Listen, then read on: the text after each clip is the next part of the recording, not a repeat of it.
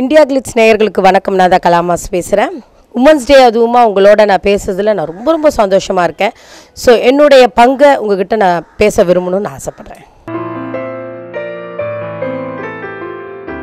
கண்டிப்பாக உமன்ஸ்க்கு வந்து நிறைய அக்கறை காமிக்கிறாங்க.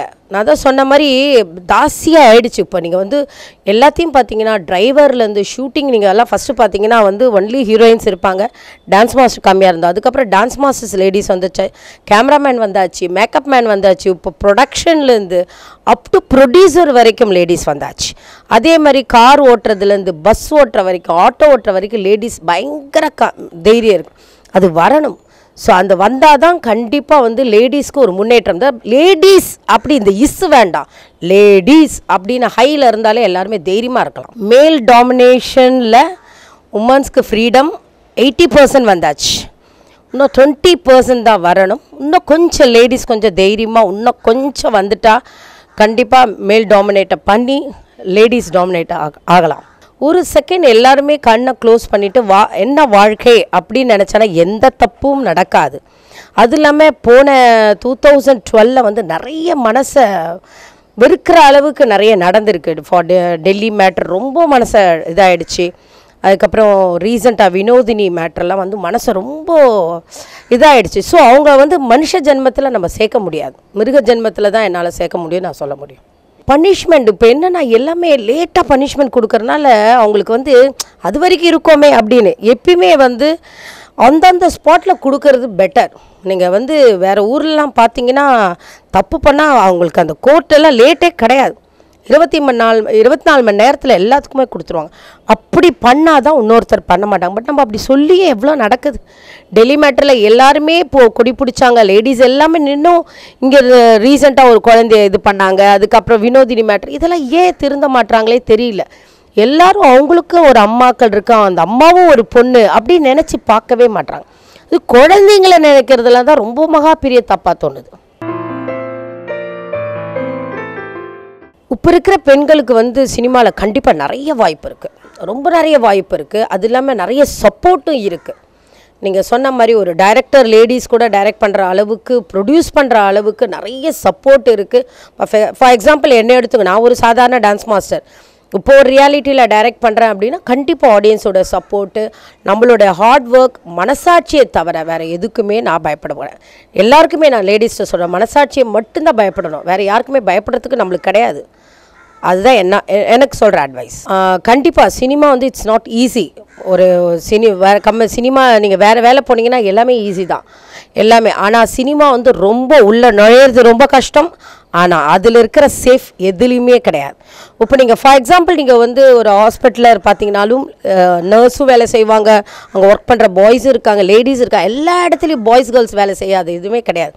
ஆனால் சினிமாவை மட்டும் நிறைய பேர் வந்து குற்றங்கள் கண்டுபிடிக்கிறாங்க. கிடையாது, ஆக்சுவலி பார்த்தா சினிமா தான் சேஃப். இப்போ நான் வந்து இப்போ ஒரு டாக்டர் ஹாஸ்பிட்டலில் வேலை செய்கிறனோ இல்லை வந்து ஐடி இதில் வேலை செஞ்சால் வச்சுங்க, ஓகே பேக்கப் சொல்லிட்டா நாங்கள் வந்து காரில் ஏறி கிளம்பி வந்துடுவோம். ஆனால் சினிமா அப்படி கிடையாது. எனக்கு 2 மணிக்கு ஷூட்டிங் முடிஞ்சால் கூட எங்களோட லைட்மேன்ஸ் வண்டி எங்கள் பின்னாடியே ஃபாலோ பண்ணி எங்கள் வீடு வரைக்கும் வந்து விட்டுட்டு போவாங்க. அதுதான் சினிமாவோட ஒற்றுமை. ஆனால் நிறைய பேருக்கு சினிமாவை பற்றி தெரியாது, நுழையிறது கஷ்டம். ஏன்னா அது வந்து பேர், புகழ், பணம் அது வந்து கிடைக்கிறது வந்து கண்டிப்பாக அது வந்து ரொம்ப ரொம்ப ரொம்ப ஹார்ட் ஒர்க் கிடைக்கும். ஹார்ட் ஒர்க் பண்ணால் தான் அந்த சினிமா ஃபீல்டில் வந்து வளர முடியும். அதில் நான் சினிமா ஃபீல்டில் இருக்கேன், அதுவும் டான்ஸில் இருக்கேன்னு சொல்லும்போது ரொம்ப சந்தோஷமாக இருக்கும். பெண்களால் ஆதிக்கம் செலுத்த முடியாதுன்னு நம்ம சொல்ல முடியாது. ஹீரோ வச்சு தான் பிஸ்னஸ் நடக்குது, எல்லாமே இருக்குது. ஆனால் இருக்குது, நீங்கள் பார்த்தீங்கன்னா ஃபஸ்ட்டு ஜோதிகா வச்சும் பிஸ்னஸ் நடந்துருக்கு. ஆனால் ஹீரோவுக்கு இம்பார்ட்டன்ஸ் இருக்குது, பட்டு அது ஒன்றுமே பண்ண முடியாது. ஆனால் ஒன்று சொல்கிறேன், ஹீரோஸ் அப்படின்னு சொல்லும் போதும் அவங்க தமிழ் படம் தான் நடிக்க முடியாது. ஏதாவது ஒரு படத்தில் மலையாளம் பண்ணலாம், ஒரு படத்தில் தெலுங்கு பண்ணலாம், ஹிந்தி பண்ணலாம். ஆனால் ஹீரோயின்ஸை பார்த்தீங்கன்னா ஆல் லாங்குவேஜ் பண்ண முடியும். ஆல் லாங்குவேஜ் பண்ண முடியும். ஆனால் ஹீரோஸால் தமிழ்நாடு ஹீரோஸாக இருந்தாலும் சரி, ஆந்திரா ஹீரோஸாக இருந்தாலும் சரி, கேரளா ஹீரோஸாக இருந்தாலும் சரி, நார்த் இந்தியன் இப்போ ஷாருக் கான்லாம் இருக்கார், இங்கே தமிழ் படம் பண்ண முடியுமா? முடியவே முடியாது. ஆனால் ஹீரோயின்ஸால் மட்டும்தான் எல்லா ரவுண்டும் பண்ண முடியும். அது எல்லோரும் நினைக்க ஆண் அதிகம் மேல் டாமினேஷன் தாசி இருக்குன்னு. மேல் டாமினேஷன் அந்த லாங்குவேஜில் தான் இருக்கும். ஆனால் லேடிஸ் டாமினேஷன் எல்லா இடத்துலையும் இருக்குது. எடிட்டர்ஸ் இப்போ வந்து லேடிஸ் வந்திருக்காங்க, ஆனால் நிறைய பேர் வரணும். இப்போ 10 பேரில் பார்த்தீங்கன்னா ஒருத்தர் லேடிஸாக இருப்பாங்க, 9 பேரும் ஜென்ஸாக இருக்காங்க. பட் வந்துடும் கண்டிப்பாக. ஏன்னா ஃபஸ்ட்டு ஒரு மேக்கப் மேனுக்கு வந்து யூனியன் கார்டு கொடுக்க முடியாது சொல்லிட்டு இப்போ யூனியன் கார்டு வந்து பாண்டுன்னு சொல்கிறவங்க பெரிய லெவலில் இருக்காங்க. இப்போ நான் டான்ஸ் மாஸ்டராக வளரும் போது எனக்கு வந்து எந்த சப்போர்ட்டும் இல்லை. இருந்தாங்க. இப்போ நான் வரத்துக்கு முன்னாடி ஒரு 2-3 லேடி டான்ஸ் மாஸ்டர் இருந்தாங்க. புலியூர் சரோஜாவும் தாரா மாஸ்டர் இவங்கெல்லாம் இருந்தாங்க. பட் நாங்கள் ஒரு சொன்ன மாதிரி இப்போ 10ல் ஒருத்தர் எடிட்டராக இருக்காங்கன்னா அது மாதிரி டான்ஸ் மாஸ்டரில் 10ல் நான் ஒரு 3ஆவதாக இருந்தேன். ஆனால் இப்போ பார்த்தீங்கன்னா லேடிஸ் எக்கச்சக்கமாக இருக்குது. கண்டிப்பாக எடிட்டிங்காக இருந்தாலும் சரி, கேமராமேனாக இருந்தாலும் சரி, நிறைய பேர் கண்டிப்பாக சினிமா ஃபீல்டில் லேடிஸ் வருவாங்க. அதாவது ஆக்சுவலி பார்த்தா கான்ட்ரவர்சி வந்து சினிமாவில் ஏன் வருது அப்படின்னா ஈஸியாக தெரியுது கான்ட்ரவர்சி வருது. வெளியே நிறைய பேர் தப்பு பண்ணுறாங்க, ஆனால் கான்ட்ரவர்சி வரமாட்டுது. ஏன்னா தெரியாது எங்கே என்ன நடக்குது கூட தெரியும். இப்போ நம்ம பக்கத்து வீட்டில் கூட என்ன நடக்குது தெரியாது. இப்போ அவங்க ஒரு லேடிஸ் வந்து அதில் வந்து ஒரு ஹெட்டாகவே இருப்பாங்க, ஆனால் அவங்க வீட்டில் பொண்ணுங்க கூட தப்பாக இருப்பாங்க, ஆனால் அது தெரியாது. ஆனால் சினிமாவில் வந்து தெரியறதுக்கு வசதி. இப்போ நீங்கள் ஃபார் எக்ஸாம்பிள் டைவர்ஸ் அப்படின்னு எடுத்திங்கன்னா, நீங்கள் கோர்ட்டுக்கு போனீங்கன்னா 99% வெளியாளுங்க தான் இருப்பாங்க, 1% தான் வந்து சினிமா ஃபீல்டில் இருப்பாங்க. ஆனால் சினிமா வந்து ஈஸியாக பேப்பரில் வந்து பப்ளிசிட்டி ஆகிடுது, வெளியே ஜனங்களுக்கு வரமாட்டுது. இதுதான் டிஃப்ரென்ஸ். சினிமா பீப்புளை பற்றி இமிட்டேட் கலாட்டா பண்ணுறாங்கன்னு வச்சுங்க. ஃபார் எக்ஸாம்பிள் ரஜினி சார் வந்து இப்படி சிகரெட் குடிக்கிறாங்க அப்படி பார்த்தா அதுதான் ரஜினி சார். ஒருத்தரை யாரை இமிட்டேட் பண்ணுறாங்களோ அவங்க தான் விஐபி என்னை பொறுத்த வரைக்கும். ஸோ இப்போ இந்த கலா யாருன்னு தெரியாது நிறைய பேருக்கு. ஆனால் நான் வந்து என்னோடய ரியாலிட்டியில் கிழி சொன்ன உடனே இப்போ ஏதாவது நீங்கள் ஒரு பேப்பரில் கிசு வந்தால் கூட, ஃபார் எக்ஸாம்பிள் உங்களுக்கு நான் ஒரு விஷயம் சொல்லணும். ரீசெண்டாக கிரிக்கெட் நடந்தது அந்த போர்டில் வந்து யாருன்னா எஸ்எம்எஸ் அனுப்பலாம். அந்த எஸ்எம்எஸ் அனுப்பும் போதும் அது தோனி ஏதோ 200 அடிச்சிருக்கார். நான் கேரளாவில் இருந்தேன். அங்கேருந்து என்னோடய ஃபேன்ஸ் ஒருத்தர் ஃபோன் பண்ணுறாங்க. அந்த அவ்வளோ பெரிய போர்டில் கலாமாசு ஸ்டைலில் சொன்னால் தோனிக்கு கிழி இது கிடைக்குமா? அது கிடைக்காது. ஸோ ஒரு கிசு நல்லது வந்தால் ஏற்றுக்கணும், தப்பு வந்தால் நம்ம மனசில் தப்பு பண்ணலன்னா அதை பற்றி பயப்படக்கூடாது. ஆக்சுவலி பார்த்திங்கன்னா சினிமா ரொம்ப கம்ஃபர்டபுள். ஒரு சாங்கை முடித்தோமா அடுத்த ஊருக்கு போய் இன்னொரு சாங்கை முடிச்சுட்டு வரலாம். அதில் வந்து ஃபுல்லாக நான் கிடையாது, ஒரு 1 man ஷோ கிடையவே கிடையாது. அதை பாட்டு ஹிட் ஆச்சுன்னா பாட்டு வந்து 90% இருந்து 10% டான்ஸ் இருந்தால் பட ஹிட்டு, அதை பாட்டு ஹிட்டு. இல்லை 50% பாட்டு நல்லா இருந்து 50% டான்ஸ் இருந்தாலும் ஹிட்டு. ஆனால் பாட்டு தான் மெயினாக நல்லா இருக்கணும். இப்போ நீங்கள் ஃபார் எக்ஸாம்பிள் ஓப்போடு பாட்டு வந்து ரீச் பயங்கரம், ஆனால் வந்து அது டான்ஸ் வந்து அதில் 25% தான் கூட அந்த பாட்டு ரீச். ஸோ சினிமா வந்து என்னை பொறுத்த வரைக்கும் ஷார்ட் பை ஷார்ட் கட் எடுத்துகிட்டு, ஆனால் என்ன கொஞ்சம் வெயிலில் கஷ்டப்படணும், அவுடோர் போகணும், ஆர்டிஸ்ட்க்கு ஏற்ற மாதிரி கம்ஃபர்டபுள் கொஞ்சம் அட்ஜஸ்ட் பண்ணி வாழணும். அண்ட் இந்த பாட்டுக்கு நம்ம நினைக்கிற டான்ஸ் மூவ்மெண்ட் பண்ணணும். பட் இருக்கிறதுல it's a very tough reality show. ஏன்னா ரியாலிட்டி ஷோ ஏன்னா இட்ஸ் நாட் ஈஸி. ஒரே ஷாட்டில் எடுக்கணும், ஒரு பயம் இருக்கும், அது முடிகிற வரைக்கும் எதுவுமே ஆகக்கூடாது. ஏன்னா எவ்வளோ டெக்னீஷியன்ஸ் வேலை செஞ்சிட்ருக்காங்க. ஏன்னா உள்ள டெக்னீஷியனுக்குள்ளே போகும்போது செட்டுக்குள்ளே போகும்போதே பயந்து தான் போவேன். யாருக்கு அடிப்படக்கூடாது, எல்லோரும் நல்லபடியாக டான்ஸ் பண்ணணும் அண்ட் அவங்கள ஹர்ட் பண்ணக்கூடாது. So reality is very difficult. சின்ன திரை ரொம்ப கஷ்டமானது. பெண்களுக்கு டான்ஸில் சாதிக்கிறது அப்படின்னா ஃபஸ்ட்டு படிப்பு தான் ரொம்ப இம்பார்ட்டன்ட் லைஃப்பில். படித்தேன், ஏன்னா நான் படிக்கலை, ஆனால் அது படிக்கலைன்னு எனக்கு எவ்வளோ ஃபீலிங்ஸ் இருக்குதுன்னு எனக்கு தெரியும். ஃபஸ்ட்டு நல்லா படிங்க, அதுக்கப்புறம் டான்ஸுன்னு சொல்கிறது எல்லாருக்குமே கிடைக்காது. ஏதோ ஒரு 100ல் ஒருத்தருக்கு 200ல் ஒருத்தருக்கு தான் கிடைக்கும். அந்த கிடைக்கிற ஆப்பர்ச்சுனிட்டியை மிஸ் பண்ணக்கூடாது. ஃபார் எக்ஸாம்பிள் நீங்கள் ஒரு பரதநாட்டியம் டான்ஸராக இருந்தால் நிறைய ஸ்டேஜ் ஷோஸ் பண்ணலாம். அது மாதிரி ரேர் சினிமாவில் வந்து டான்ஸ் மாஸ்டர் வந்து ரொம்ப ரேர். அது வந்து ரொம்ப ஹார்ட் ஒர்க் பண்ணி உள்ளே நுழையிறது வந்து கண்டிப்பாக உங்களுக்கு அது ஒரு லக்கு இருந்தால் கண்டிப்பாக இருக்கும். ஆனால் ஒன்று என்னை பொறுத்த வரைக்கும் காக்கா பிடிக்காதீங்க, உங்களுடைய டான்ஸை நீங்கள் ட்ரூவாக இருங்க. நீங்கள் ட்ரூவாக இருந்தால் கண்டிப்பாக உங்களோட வெற்றி உங்களை தேடி வரும். சினிமா வட்டாரத்தில் என்னோடய தோழிகள் நிறைய இருக்காங்க. குஷ்பு இருக்கா, மீனா இருக்கா, சுகன்யா இருக்காங்க, அண்ட் ரம்யா கிருஷ்ணன் இருக்காங்க. பார்த்தோம் எல்லாருமே. மற்ற ஆர்டிஸ்ட் இப்போ ஜோதிகா பார்த்தா ஹலோ சொல்லுவேன், ராதிகா மேடமை பார்த்தா ஹலோ சொல்லுவோம் எல்லாமே. ஆனால் அதில் வந்து நிறைய பார்த்திங்கன்னா ரம்யா கிருஷ்ணன், ராதிகா மேடம் அண்டு சுகன்யா இவங்கெல்லாம் பார்த்திங்கன்னா லேடிஸ் மற்றவங்களுக்காகவே வாழறவங்க. அவங்கள பார்த்தீங்கன்னா நீங்கள் ராதிகா மேடம்லாம் பார்த்தா அவங்களெல்லாம் நான் வந்து ரொம்ப அட்மையர் பண்ணுவேன். அவங்களுடைய தைரியம். எல்லோரும் சொல்லுவாங்க என்னப்பா ரஃப்பாக இருக்காங்க, ரஃப்பாக இருந்தால்தான் வாழ முடியும். ஸோ அவங்களெல்லாம் நான் பார்க்கும்போது ரொம்ப அட்மையர் பண்ணுவேன். ரம்யா கிருஷ்ணனை பார்ப்பேன் நான். அவங்க ரம்யா கிருஷ்ணன் எனக்கு சொல்லுவேன். அதுமாதிரி குஷிதோடைய தைரியத்தை நான் பாராட்டுவேன். ஸோ அவங்கெல்லாம் இப்படி இருக்கும் போது நாமளும் இப்படி இருக்கலாமேன்னு எனக்கு தோணும். சினிமாவில் இருக்கிற வெளியே தோழி வந்து எனக்கு ரொம்ப க்ளோஸ் வந்து லதா. அவங்க வந்து ராமச்சந்திரா ஹாஸ்பிட்டலில் வந்து ஒரு ஆஃபீஸராக இருக்காங்க. அப்படி தைரியம் கிடையாது. அதாவது ஒரு 10 ஹீரோயின்ஸு நான் சொன்ன இத்தனை பேரோட ஒரு பொண்ணுன்னு சொல்ல அவ்வளோ ஒரு தைரியசாலி. எதுக்குமே பயப்பட மாட்டா. யார் எந்த விஐபி ஃபோன் எடுத்தாலும் டப் டப் டப் டப்னு பேசுவா. இல்லை ஹாஸ்பிட்டல் கரெக்டாக போகணுன்னு எதிர்பார்ப்பா. ஸோ என்னோடய க்ளோஸ் ஃப்ரெண்ட்ஸ், அதுக்கப்புறம் என்னோடய அசிஸ்டண்ட்டாக இருந்து என்னோடய ஸ்டூடெண்ட்டாக இருந்தவங்க நிறைய பேர் இருக்காங்க. ரேகா, பாப்பி, சாந்தி, இவங்க எல்லாருமே என்னோடய க்ளோஸ் ஃப்ரெண்ட். அவங்கக்கிட்ட அட்வைஸ் பண்ணுறது நான் ஒன்று தான், தைரியமாக இருங்க, தப்பு பண்ணாதீங்க, மனசாட்சி இல்லாமல் எதையும் தப்பு பண்ணக்கூடாது. தைரியமாக எல்லாருக்கும் சர்வீஸ் பண்ணுங்கள், ஹெல்ப் பண்ணுங்கள். என்னை பொறுத்த வரைக்கும் நீங்கள் தப்பே பண்ணக்கூடாது லைஃப்பில். தைரியமாக இருந்துட்டு மேக்ஸிமம் உங்களால் சோஷியல் சர்வீஸ் பண்ணால் நல்லாயிருக்கும். என்னோடய ரோல் மாடல் அப்படின்னு யாருன்னா கண்டிப்பாக நான் யாரையுமே சொல்ல மாட்டேன், எங்கள் அம்மாவை தான் நான் சொல்லுவேன். அவங்களுடைய தைரியம், அவங்களுடைய எல்லா விஷயத்துலேயும் வந்து ஒரு நெகட்டிவ் திங்கிங்கே கிடையாது, எல்லாமே பாசிட்டிவ் திங்க். அதே மாதிரி பெண்கள் 7 பொண்ணு அப்படின்னு ஒரு பயப்படாமல் 7 பையன் வச்ச மாதிரி ஒரு அசாட்டு தைரியம் எங்கள் அம்மாவுக்கு. ஸோ என்னோடய ரோல் மாடல் இப்போவும் இல்லை, எப்போவுமே எனக்கு அம்மா தான். முன்னுருவம் கலானா பின்னுருவம் ஹஸ்பண்ட், இல்லைனா பின்னுருவம் கலானா முன்னுருவம் ஹஸ்பண்ட். ஏன்னா 2 கை தட்டினா தான் சவுண்டு. ஸோ என்னுடைய ஃபுல் அண்ட் ஃபுல் கல்யாணம் ஆகிறதுக்கு முன்னாடி எங்கள் அப்பா அம்மாவாக இருந்தாங்க, சிஸ்டர்ஸாக இருந்தாங்க. ஆனால் கல்யாணத்துக்கு அப்புறம் ஃபுல் அண்ட் ஃபுல் என் மூச்சு விட்டாலும் எது பேசினாலும் ஹஸ்பண்ட் மீறி நான் எதுவுமே பண்ண மாட்டேன். என் குழந்தைய வந்து ஆக்சுவலி எனக்கு பையன்தான். குழந்தைகிட்ட நான் ரொம்ப ஸ்ட்ரிக்டாக இருப்பேன். ஏன்னா இப்போ வரும்போதே குழந்தைய ஸ்ட்ரிக்டாக இருந்தால் தான் அது வளரும் போது நல்லா வளரும்.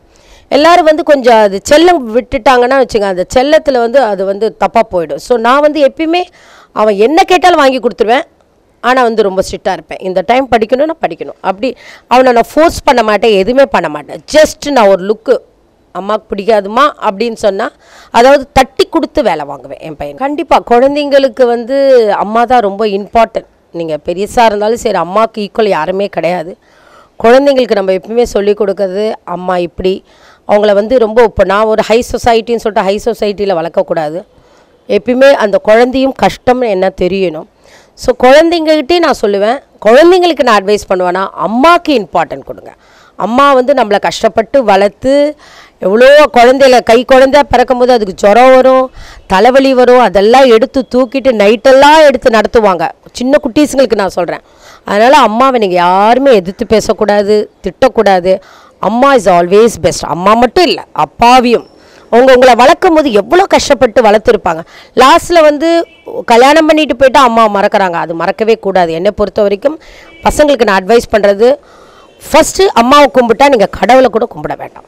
பார்த்தீங்கன்னா நிறைய டைவர்ஸ், பயங்கர டைவர்ஸ், அண்டர்ஸ்டாண்டிங் ஆக மாட்டுது.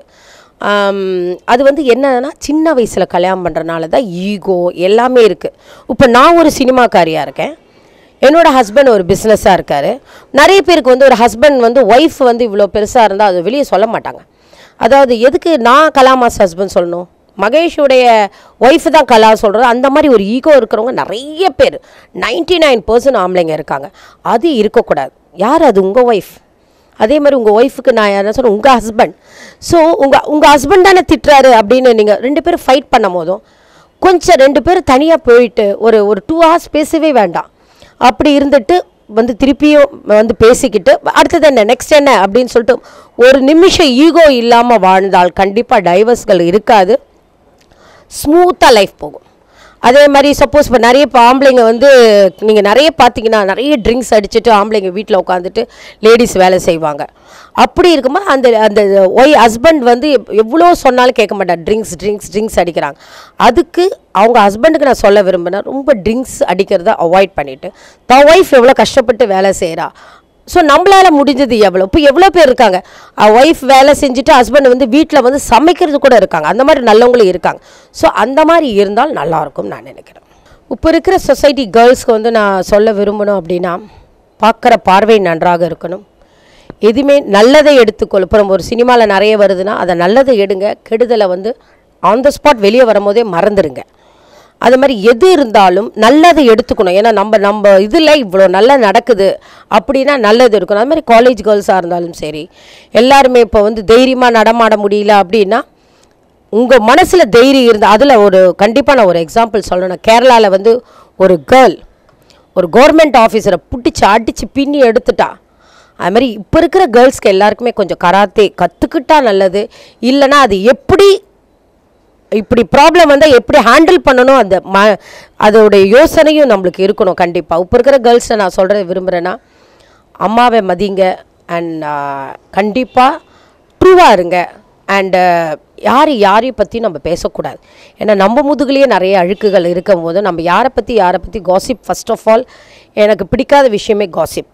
ஸோ அதை பேசக்கூடாது. படிச்சுட்டு உங்கள் அப்பா அம்மாவுக்கு வந்து அப்பா அம்மாவுடைய பொண்ணுன்னு சொல்லக்கூடாது, இந்த பொண்ணுடைய அம்மா தான் இவங்கன்னு சொல்லணும். எங்கள் அம்மா எப்பயுமே என்கிட்ட சொல்லுவாங்க, சரோஜினியுடைய பொண்ணு தான் கலான்னு சொல்லக்கூடாது, கலாவுடைய அம்மா தான் சரோஜினி. அந்த மாதிரி நீங்கள் இருக்கணும். ஸோ உங்களால தான் உங்கள் அம்மா அப்பாவுக்கு பெருமையாக இருக்கும். இந்த உமன்ஸ் டே அதுவுமா நான் கண்டிப்பாக மேலுக்கு வந்து நான் சொல்ல விரும்பினேன், அதுக்காக அடிச்சிடாதீங்க. அதாவது பெண்களை மாதிரி பாருங்கள். ஏதாவது உங்களுக்கு ஒரு திடீர்னு மிருகம் புத்தி வந்ததுன்னா கண்ணை முடிக்குங்க, கண்ணு க்ளோஸ் பண்ணிங்க. நம்மளுக்கு ஒரு தாய் இருக்காங்க. அந்த மாதிரி எல்லாமே பெண் தான். நீங்கள் பூமி எடுத்தால் பூமாதேவியும் ஒரு பொண்ணு தான். எல்லாருமே பெண் தான். கண்ணு க்ளோஸ் பண்ணி ஒரு 5 நிமிஷம் நினச்சிங்கன்னா உங்களுக்கு எந்த கெட்ட தாட்டும் வராது. இப்போ அம்மாவை நிறைய பேர் அடிப்பாங்க, அதுவும் வராது. ஸோ மேல் நம்ம ஆண் ஜாதி பெண் ஜாதி இது ரெண்டும் மனசில் வச்சுக்கிட்டா கண்டிப்பாக ஆண் டாமினேஷனும் கிடையாது, பெண் டாமினேஷன் கிடையாது. ஈக்குவல். இந்த கண்ணு வேணுமா இந்த கண்ணு வேணுமா சொன்னால் இந்த ரைட் ஐஸ் வேணும்னு சொல்ல முடியாது. 2 இம்பார்ட்டன்ஸ். ஸோ அந்த ஆண் இதை வந்து இருக்கக்கூடாதுன்னு என்னோட பெரியவங்களாக இருந்தாலும் நான் சொல்கிற அட்வைஸ் நீங்கள் ஏற்றுக்கிட்டாலும் ஏற்றுக்காட்டியும் நோ ப்ராப்ளம். அது மாதிரி சின்ன பசங்களுக்கு நான் கண்டிப்பாக அட்வைஸ் பண்ணுறேன். இது வந்து என் மனசில் தோன்றதை நான் உங்களுக்கு சொல்கிறேன். இந்த உமன்ஸ் டேயில் உங்களோட நான் பகிர்ந்து பேசுனதில் எனக்கு ரொம்ப சந்தோஷமாக இருக்குது. ஸோ இந்த உமன்ஸ் டேயில் இருந்தாவது நிறைய பேர் நம்ம ஒரு நாங்கள் பெண்களுக்கு நான் சொல்ல விரும்புறதுன்னா, தைரியமாக இருங்க, மனசாட்சிக்கு தைரியமாக இருங்க, மனசாட்சிக்கு துரோகம் பண்ணாமல் நம்மளுக்கு என்ன தோணுதோ அதை செய்யுங்க. தப்புகள் செய்யாது, நல்லது செஞ்சுட்டு நம்ம உமன்ஸ் ஆல்வேஸ் தான் நம்பர் 1 அப்படின்னு சொல்கிற அளவுக்கு நம்ம பெருமையாக இருக்கணும். பட் இப்பயே நான் பெருமையாக இருக்கேன். நான் பெண்ணாக இருக்கிறதுல நான் கண்டிப்பாகவே ரொம்ப சந்தோஷமாக இருக்கேன். So happy women's day.